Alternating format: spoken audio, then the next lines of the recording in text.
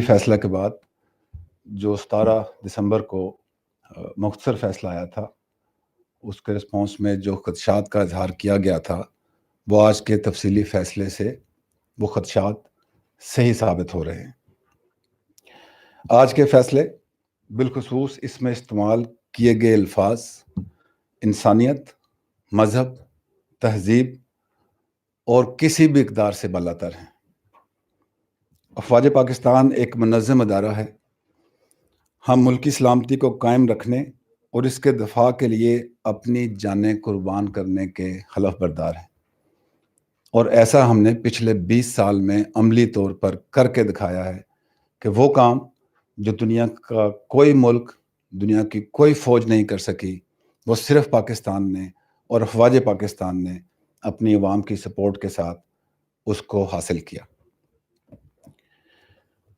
میں پچھلی بہت ساری پریس کانفرنسوں میں جب بھی آپ سے بات کی تو nature and character of war کے اوپر بات کی کہ ہم کنونشنل جنگ سے سب کنونشنل جنگ اور اس کے ساتھ لڑتے ہوئے بہتر ہوتے ہوئے آج ہائبرڈ وار کا سامنا کر رہے ہیں۔ تو ہمیں اس بدلتی ہوئی nature and character of war کا بھرپور احساس ہے۔ اس میں دشمن، اس کے سہولت کار، اعلی کار، ان کا کیا ڈیزائن ہو سکتا ہے، وہ کیا چاہتے ہیں، ان سب کی بھی ہمیں سمجھ ہے۔ جہاں دشمن ہمیں داخلی طور پر کمزور کرتے رہے، اب اس داخلی طور پر کمزور کرنے کے ساتھ ساتھ بیرونی جو ان کی خطرات ہیں، ان کی طرف سے بھی آوازیں اٹھ رہی ہیں۔ آپ نے دیکھا ہوگا انڈین آرمی چیف کا کل کا کیا بیان آیا، ان کی لائن آف کنٹرول پہ کیا کوششیں ہیں۔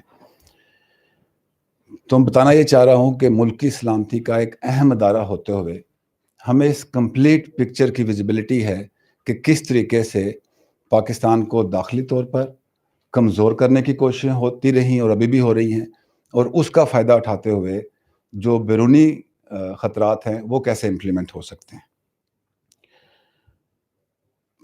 اب ان حالات میں چند لوگ اندرونی اور بیرونی حملوں سے ہمیں اشتعال دلاتے ہوئے آپس میں بھی لڑانا چاہتے ہیں، اور اس طریقے سے پاکستان کو شکست دینے کے خواب بھی دیکھ رہے ہیں۔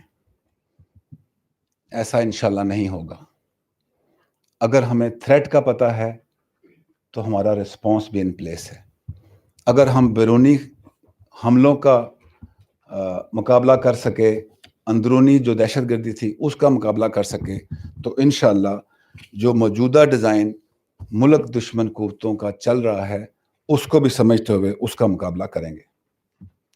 جیسا کہ آرمی چیف نے کل SSG ہیڈ کوارٹر کے اور وہاں پہ کہا تھا کہ ہم نے اس ملک کو استحکام دینے کے لیے بہت لمبا سفر کیا ہے، بہت قربانیاں دی ہیں، عوام نے دی ہیں، اداروں نے دی ہیں، افواج پاکستان نے دی ہیں۔ اس استحکام کو ہم کسی بھی صورت ریورس نہیں ہونے دیں گے۔ ہم اپنے قدم جو بڑھتے ہوئے قدم ہیں ان کو پیچھے نہیں ہٹائیں گے، اور اندرونی اور بیرونی دشمنوں کو انشاءاللہ ناکام کریں گے۔ افواج پاکستان صرف ایک ادارہ نہیں ہے، یہ ایک خاندان ہے۔ ہم عوام کی افواج ہیں، اور جذبہ ایمانی کے بعد عوام کی حمایت سے مضبوط ہیں۔ ہم ملک کا دفاع بھی جانتے ہیں اور ادارے کی عزت اور وقار کا دفاع بھی بہت اچھی طرح جانتے ہیں، لیکن ہمارے لیے ملک پہلے ہے، ادارہ بعد میں ہے۔ آج اگر ملک کو ادارے کی قربانیوں کی، ادارے کی پرفارمنس کی اور ہماری یکجہتی کی ضرورت ہے، تو ہم دشمن کے ڈیزائن میں آ کے ان چیزوں کو خراب نہیں ہونے دیں گے، اور انشاءاللہ ہم ملک کا بھی، اس کی عزت کا بھی، اس کے وقار کا بھی، اور ادارے کی عزت و وقار کا بھی بھرپور دفاع کریں گے۔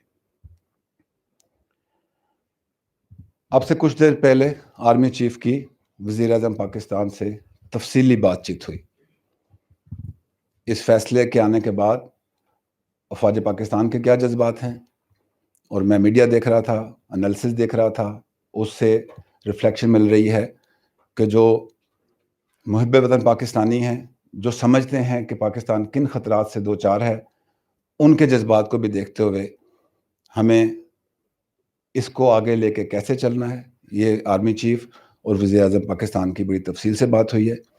फ़ौज और हुकूमत पिछले चंद सालों से मिलकर मुल्क को उस तरफ ले जाना चाहती है जहां हर किस्म के खतरात नाकाम हो जाएं और मुल्क उस तरफ जाए जहां हम जाना चाहते हैं, और इंशाल्लाह वहां हम जाएंगे। जो आर्मी चीफ और वज़ीर आज़म की आपस में बातचीत हुई, उसमें क्या फ़ैसले हुए, इससे आपको हुकूमत थोड़े अरसे में आगाह करेगी। मेरी अवाम से दरख्वास्त है कि वो अफवाज पाकिस्तान पर अपना एतमाद रखें। हम मुल्क में किसी सूरत इंतशार को फैलने नहीं देंगे, लेकिन ऐसा करते हुए अपने इदारे की इज़्ज़त और वक़ार को मुल्क की इज़्ज़त और वक़ार के साथ कायम रखेंगे, और इंशाल्लाह जितने भी दुश्मन हैं, ख्वाह वो अंदरूनी हैं, बैरूनी हैं, उनके आलाकार हैं, सुलतकार हैं, उनको हम इंशाल्लाह भरपूर जवाब देंगे। Thank you very much.